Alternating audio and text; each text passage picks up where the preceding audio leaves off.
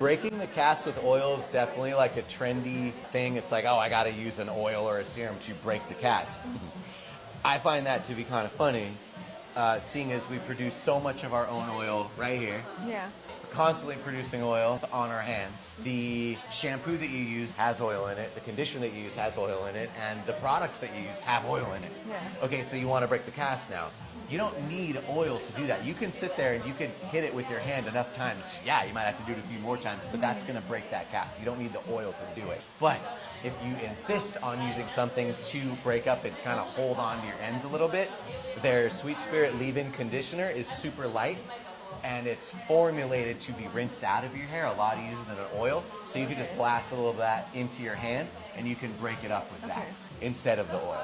The things that I don't like from InnerSense are necessary sometimes.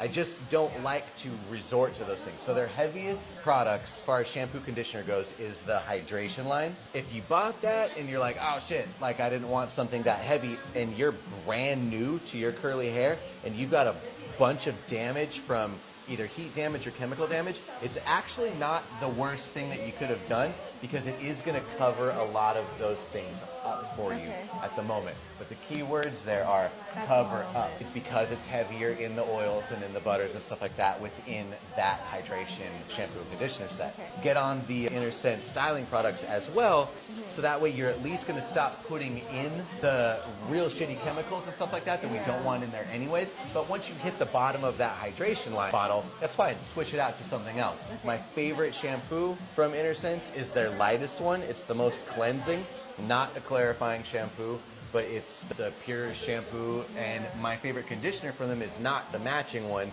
although it's nice. It's just light. So if you want something a little bit heavier, the Color Radiance or Daily Color Conditioner, you have a ton of hair. For anybody that's wearing this much hair, I like the idea of as little product as possible, including the shampoo and conditioner. Okay. Just because I want this to remain as light as possible. You're already carrying around a lot. So the less we have stacked on, the better.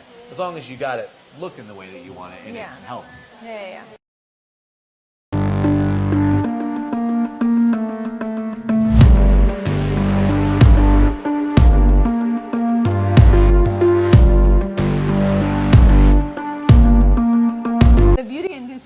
Not even just hair, but like everything, we're constantly being targeted with like the next thing that we have to get, and like constantly being influenced to keep buying. And so you've got a closet full of shit that you've tried out once and you're not even sure if it's doing anything for you anymore. Yeah, now that's exactly what we don't want here anymore. I tell everybody I would love it if you were on a really, really small ecosystem. Plus your shower looks cooler for it anyways. You have a million different things. So I like a shampoo, conditioner, 2 styling products at most.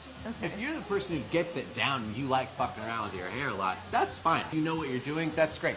Most people just aren't in that boat. They're like, I'm trying to have an easygoing life. I have a lot of other hobbies aside from my hair. A million products is not for the everyday person that's trying to have their hair look as good as possible, be as healthy as possible. I don't like that people get marketed to that way and have to try everything, and you won't even know if it's good or not. And then you'll be misled because, oh, I put that in my hair and one day you got some definition, but you know how curls are. From one day to the next, they could be 1,000 different things. So I'm more interested on what that product's going to do for you long term. The different product lines that are coming out for curly girls. All of a sudden it's like, oh, and then here's another product, here's another product. They have, enough stuff in their shampoo, conditioner, or their gel, or their cream, or whatever, and oh, and here's a clarifying shampoo that you need now as well. Why do you need a clarifying shampoo if this is formulated well, or if it's not super heavy? I'm all for a clarifying shampoo if you're like living in an area and these hard water and it's building up over time. But to need a clarifying shampoo because of what you are in fact using, that tells me that there's something very wrong with what you're using. Because you're going to have to clarify it out, which is only going to strip your hair further. And people are going to be like, oh, it's not that clarifying. Okay, then why the fuck do I need it? Which one is it? Do I want this shampoo or do I want the clarifying shampoo? And if I need this, why do I need that? A lot of extra stuff comes out. It's like, oh, here's an oil to break your cast. Here's a clarifying shampoo to wash out all the bullshit that we put in your hair. That's manipulative, in my opinion. Less is more, water is life. That's what you gotta remember. Less is more, water is life. And as your hair actually gets healthier, you're not going to need to be so dependent on all that stuff. Don't get me wrong, I love that some people like a cast. There's nothing wrong with that. But like and need are two very different things. And the person that likes the cast, their hair's crazy fucking healthy, they know how to just break that up really easily. Or they know that they're going to come see me in 4 months and I'm going to dust their ends anyways. And I'm fine with that. I just don't want people to get lost and misled on, you know, these lines that come out with 100 different things. And if you're using this, now you have to buy this because it's going to build up on you. That doesn't make any sense.